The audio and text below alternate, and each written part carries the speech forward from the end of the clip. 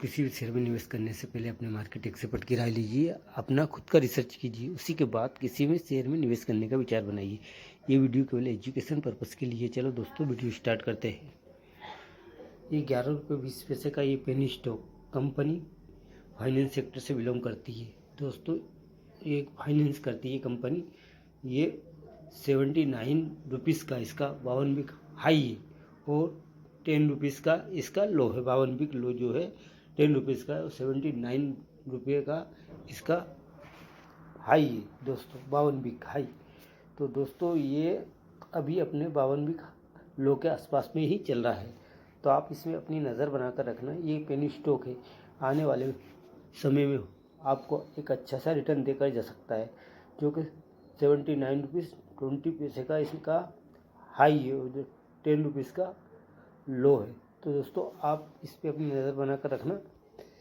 ये आने वाले समय में हो सकता है ये आपको अच्छा रिटर्न देकर जाए। कंपनी फाइनेंस सेक्टर से बिलोंग करती है।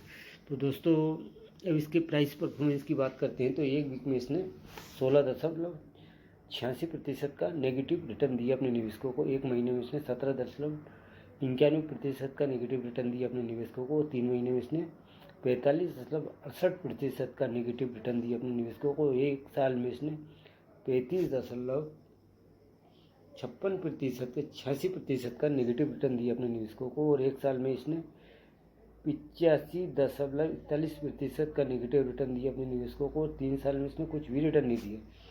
इसमें एक वीक में 4 लाख क्वांटिटी ट्रेड हुई, जो 2 लाख क्वांटिटी डिलीवरी में उठाई गई है। सैटरडे में 2 लाख क्वांटिटी ट्रेड हुई है जिसमें, और टुडे में 10 लाख क्वांटिटी ट्रेड हुई है दोस्तों।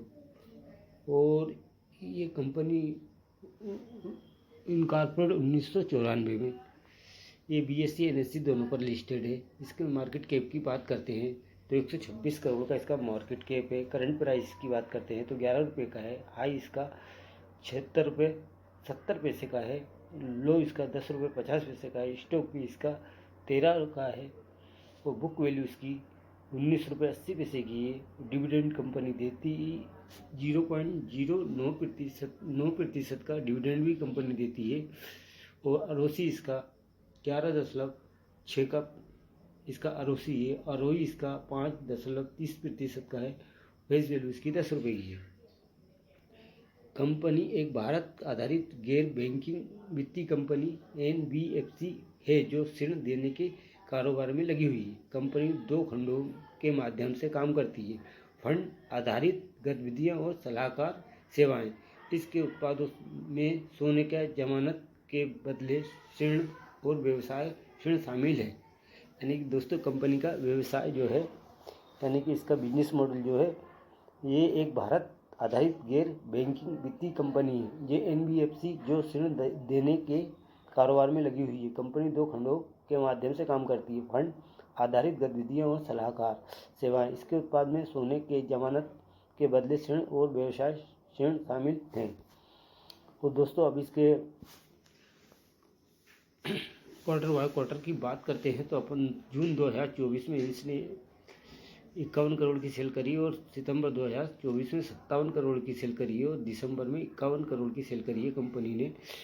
और फाइनेंशियल की बात करते हैं, इसके फाइनेंशियल की, तो जून 2024 में इसने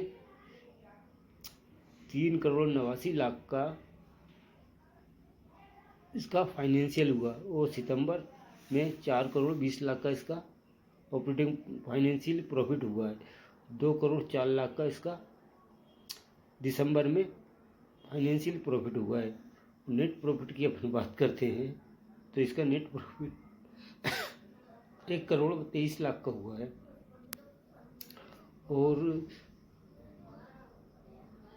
साल दर साल में आ जाते हैं तो साल दर साल की बात करते हैं तो साल दर साल में मार्च 2024 में इसने 161 करोड़ की सेल की है और TTM में इसने 202 करोड़ की सेल की है कंपनी ने। और इसका फाइनेंशियल प्रॉफिट की बात करते हैं तो मार्च 2024 में इसने नेगेटिव में 0 और फाइनेंशियल TTM में 5 करोड़ का इसका फाइनेंशियल प्रॉफिट हुआ है दोस्तों। और अदर इनकम की बात करते हैं, 14 करोड़ की इसकी अदर इनकम भी है। और नेट प्रॉफिट की बात करते हैं, पहले ये कंपनी करती थी 1 करोड़, 7 करोड़, 6 करोड़, 12 करोड़, और नेट प्रॉफिट हुआ इसका 10 करोड़। कंपाउंड सेल्स ग्रोथ की बात करते हैं तो 10 साल का कंपाउंड सेल्स ग्रोथ की बात करते हैं तो 10 साल में इसने 87% सेल्स ग्रोथ रही है इसकी। वो 5 साल में 53 सेल्स ग्रोथ रही इसकी। 3 साल में इसने 89% की सेल्स ग्रोथ रही है। TTM में 33% की सेल्स ग्रोथ रही है। कंपाउंड प्रॉफिट ग्रोथ की बात करते हैं, 10 साल में 69%, 5 साल में 41%, 3 साल में 158%, TTM में 40% रही है कंपाउंड प्रॉफिट ग्रोथ इसकी। स्टॉक प्राइस CAGR की बात करते हैं, 10 साल में कुछ नहीं है, 5 साल में नेगेटिव में 7%, 3 साल में 57% नेगेटिव में, और 1 साल में 85% नेगेटिव में रही स्टॉक प्राइस CAGR की। रिटर्न ऑन इक्विटी की बात करते हैं, 10 साल में 5%, 5 साल में 5%, 3 साल में 4%, और लास्ट ईयर में 5% रही रिटर्न ऑन इक्विटी।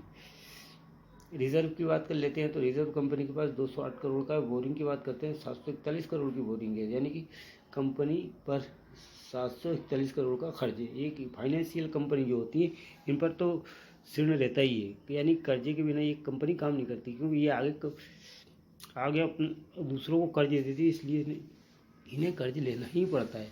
तो दोस्तों टोटल एसेट की बात करते हैं 986 करोड़ का है। फिक्स एसेट की बात करते हैं 31 करोड़ का। इन्वेस्टमेंट की बात करते हैं 63 करोड़ का है।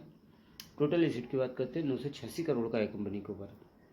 और शेयर होल्डिंग पैटर्न में आ जाते हैं तो शेयर होल्डिंग पैटर्न में आप देखते हैं सितंबर 2024 में 36.87% की होल्डिंग थी, जो दिसंबर में इन्होंने 37.22% की होल्डिंग प्रमोटर की है इसके अंदर।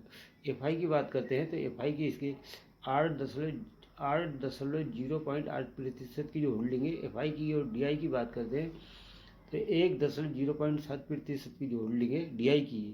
पब्लिक की बात कर लेते हैं तो 53.63% की पब्लिक की होल्डिंग है दोस्तों इसके अंदर। कंपनी का नाम देख लेते हैं, TRU कैप फाइनेंस लिमिटेड। तो दोस्तों अगर मेरा ये वीडियो आपको पसंद आए तो मेरे चैनल को लाइक कीजिए, सब्सक्राइब कीजिए, ताकि आने वाली वीडियो की नोटिफिकेशन आप तक पहुंच सके। और मेरे चैनल का नाम है राजेश रजक भोपाल। धन्यवाद, आगे वीडियो में फिर मिलते हैं।